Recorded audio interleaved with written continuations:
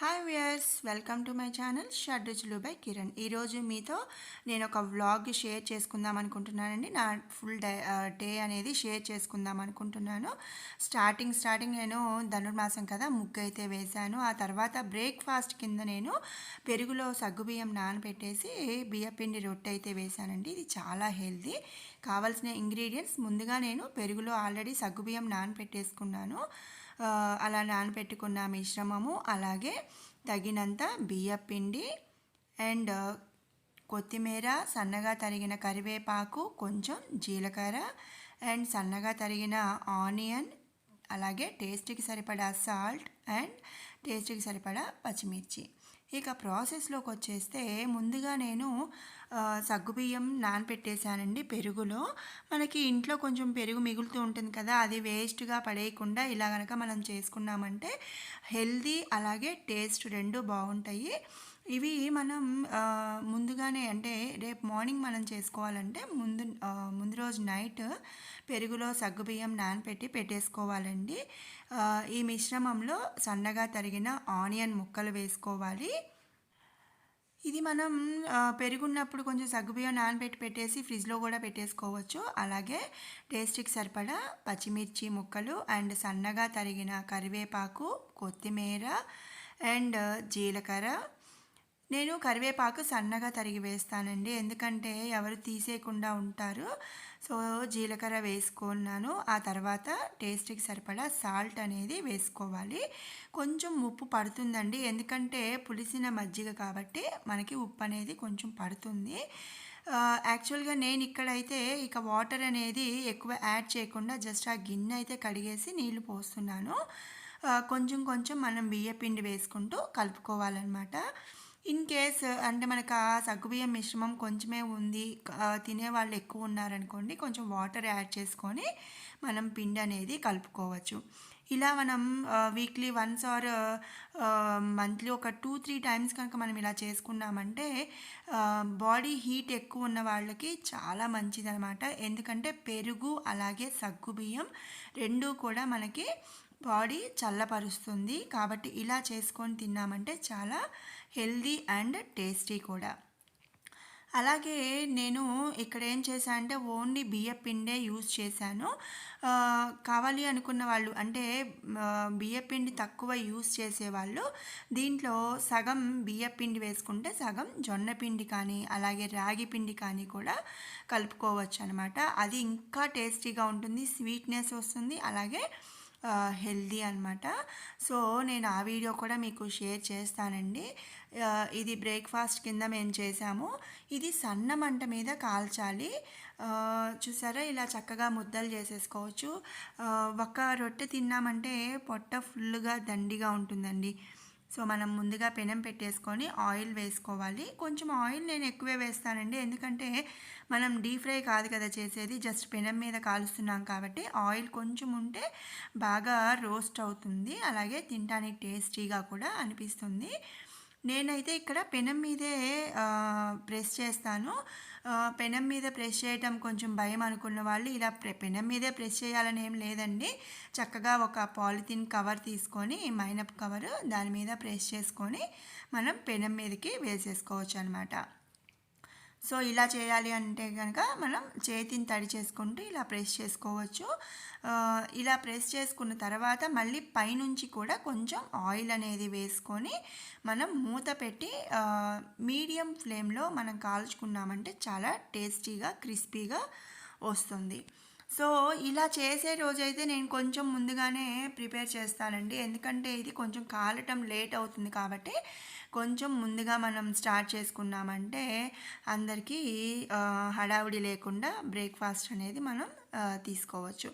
So ఇలా మొత్తం ఒకవైపు కాలిన తర్వాత మనం మూత తీసేసి చక్కగా మనం దాన్ని టర్న్ చేసుకొని అలాగే మీడియం ఫ్లేమ్ మీదే మనం దీన్ని కాల్చుకోవాలి. చూసారు కదా, చాలా అంటే చాలా టేస్టీగా ఉంటుంది. మనం సగ్గుబియ్యం వేసాం కదండి, మనం చక్కగా సగ్గుబియ్యం సాగుతూ తుంచుతుంటే మనకి పిజ్జాలో చీజ్ వేస్తే మనకి ఎలా సాగిపోతుంటుందో అలాంటి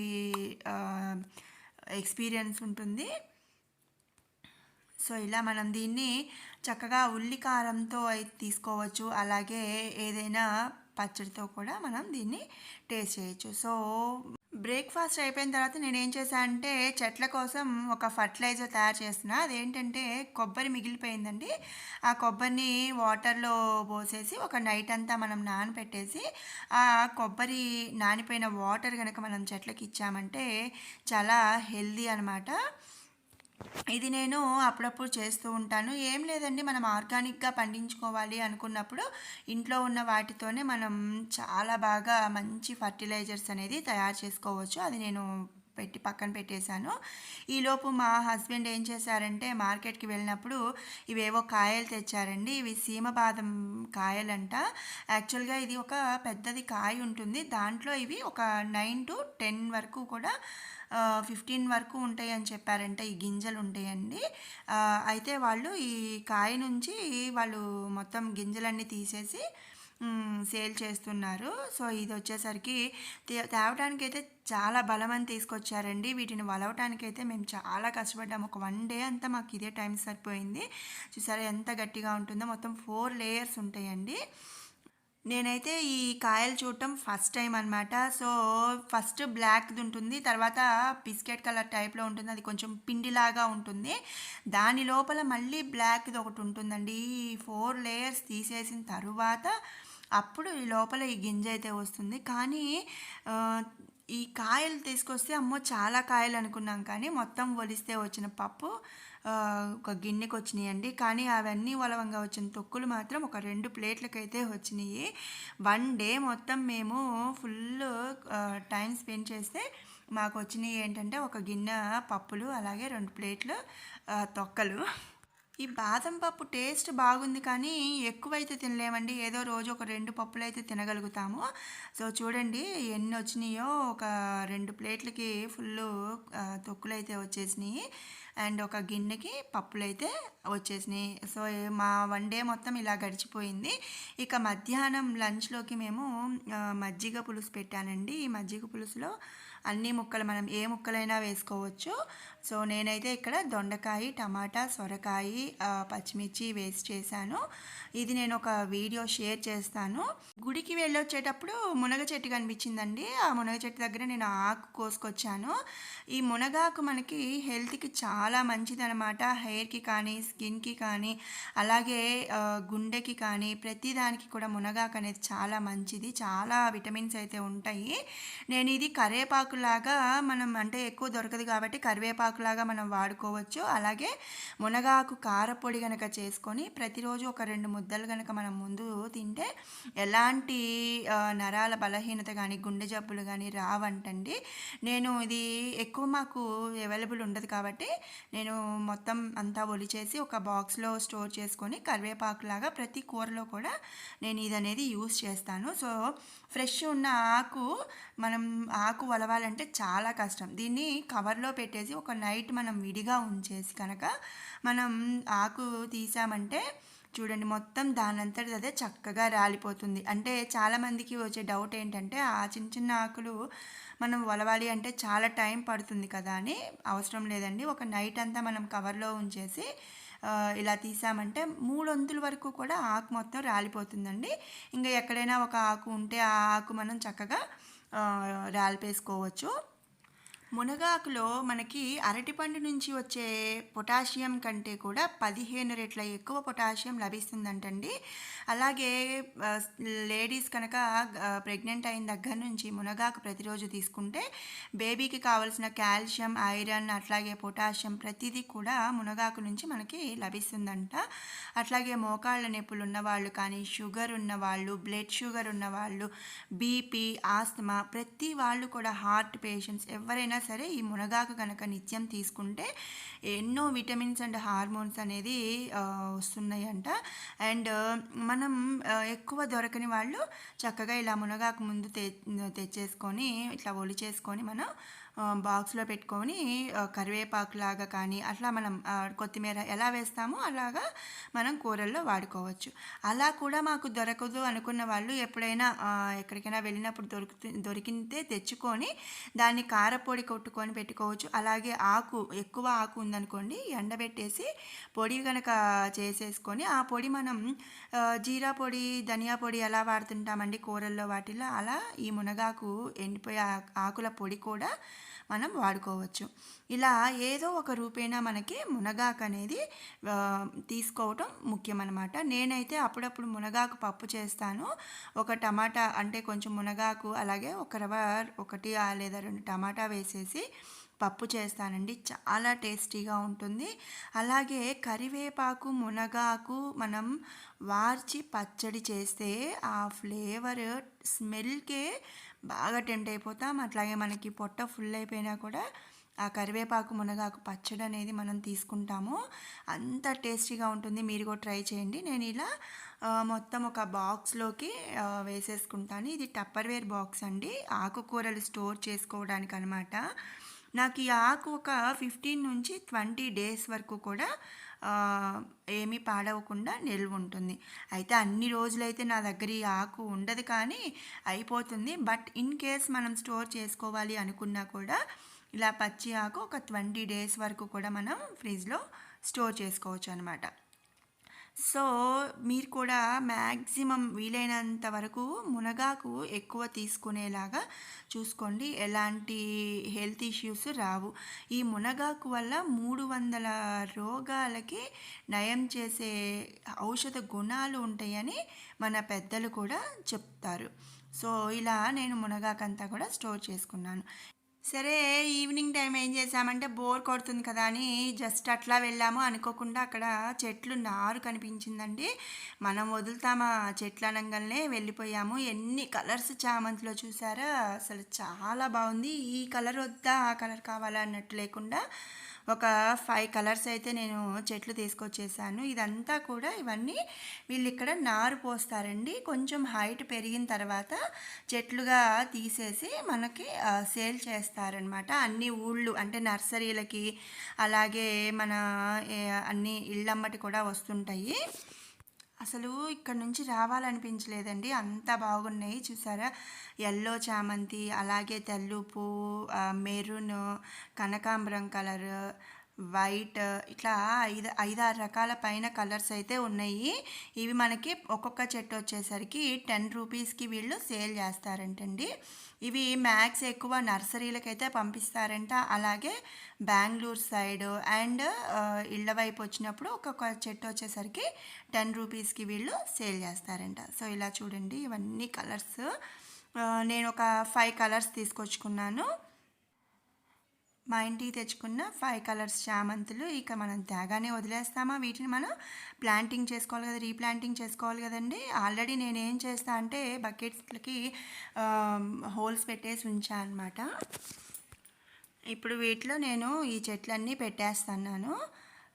ముందే మనం ఇలా సాయిల్ అనేది మనం రెడీ చేసి పెట్టుకున్నామంటే ఎప్పుడైనా ఇలా అనుకోకుండా చెట్లు తీసుకొచ్చుకున్నప్పుడు మనం వెంటనే పెట్టేసేసుకోవడానికి ఈజీగా ఉంటుంది. సో ఇలా అన్ని ప్లాంట్స్ కూడా నేను అన్ని చెట్లు చామంతులు కూడా నేను పెట్టేశాను. ఆల్రెడీ మా ఇంట్లో చామంతి ఉందండి, వైట్ ఎల్లో చిట్టి చామంతి ఉందన్నమాట. ఇవి వచ్చేసరికి పెద్ద పూలు, చూడటానికి అసలు ఒక బొకే లాగా ఉంది కదా, చాలా బాగుంది. చాలా హ్యాపీగా అనిపించింది ఇవన్నీ నేను తెచ్చి పెట్టుకోవటం. ఇందులో వచ్చేసరికి నేను వైట్ పెడుతున్నాను. ఇందులో నేను వెస్టీజ్ అంటే ఎక్కువ ఎరువు ఏమి వేయను, కానీ వెస్టీజ్ వాళ్ళది ఒకటి అగ్రి 82 అనేదో ఉందండి, అది గుళికలు ఇచ్చారు తెలిసిన వాళ్ళు, అవి వేస్తాను. అంతకుమించి నేను ఏమి వేయను. ఆ తర్వాత ఏంటంటే ఇలా బనానా పీల్స్ కానీ అలా నేను చూపిస్తాను బనానా పీల్స్ ఎలా వేయాలి అనేది. బనానా పీల్స్ అలాగే కూరగాయ తొక్కులు అన్నీ కూడా నానబెట్టేసి ఆ వాటర్ పోయటం, ఇలా ప్రతిదీ కూడా ఆర్గానిక్గా అనేది నేను చేస్తున్నాను. ఇది ఒక కలర్ కోడ్ తీసుకొచ్చానండి, ఇది కూడా ప్లాంటింగ్ చేసేసాను, రీప్లాంట్ చేశాను. మనకి చెట్లు కూడా చిన్నపిల్లల్లాగండి, చాలా జాగ్రత్తగా చూసుకోవాలి. వీటిని ఒక 5 డేస్ వరకు పూలు అయితే కొయ్యకూడదు అన్నారన్నమాట. ఇంకా ఇవి పెట్టేసిన తర్వాత నేను వీటికి ఫర్టిలైజర్ ఇచ్చానండి, బనానా ఫర్టిలైజర్. ఇంతకుముందు ఒక వీడియోలో నేను చూపించాను కదా మీకు, బనానా పీల్స్ అన్నీ కూడా ఎండబెట్టేశాను. ఆ ఎండిపోయిన పీల్స్ అన్నీ కూడా ఇప్పుడు నేను మిక్సీ వేసి కచ్చాపచ్చిగా పొడి చేస్తున్నానండి.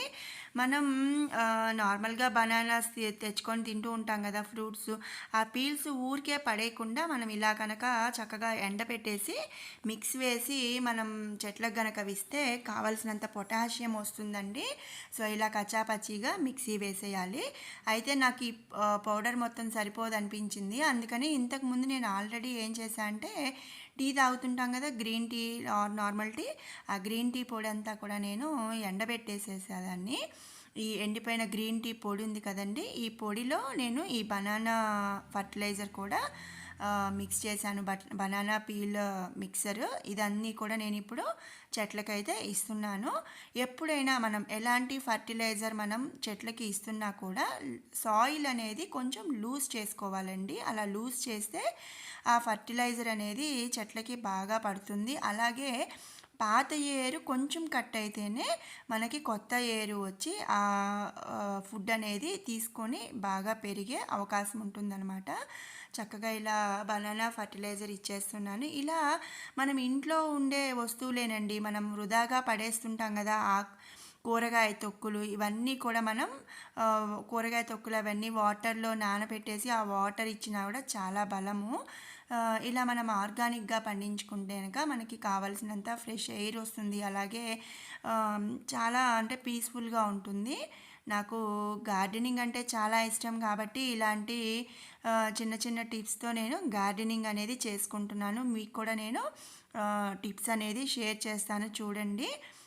సో ఇలా నేను నా చిలక ముక్కు పూలండి. యాక్చువల్గా నాకు వీడియో తీయడానికి వీలు కుదరలేదు కాబట్టి నా చెట్లన్నీ కూడా నేను చూపించలేకపోయాను. ఒకరోజు నేను అది కూడా షేర్ చేస్తాను. సో చూశారు కదా ఫ్రెండ్స్, ఈరోజు మన వ్లాగ్. మీకు కనుక నా వ్లాగ్ నచ్చినట్టయితే లైక్ చేయండి, షేర్ చేయండి. అలాగే మరిన్ని ఇలాంటి అప్డేట్స్ కోసం మన ఛానల్ని సబ్స్క్రైబ్ చేసుకోండి. Thank you. Thanks for watching.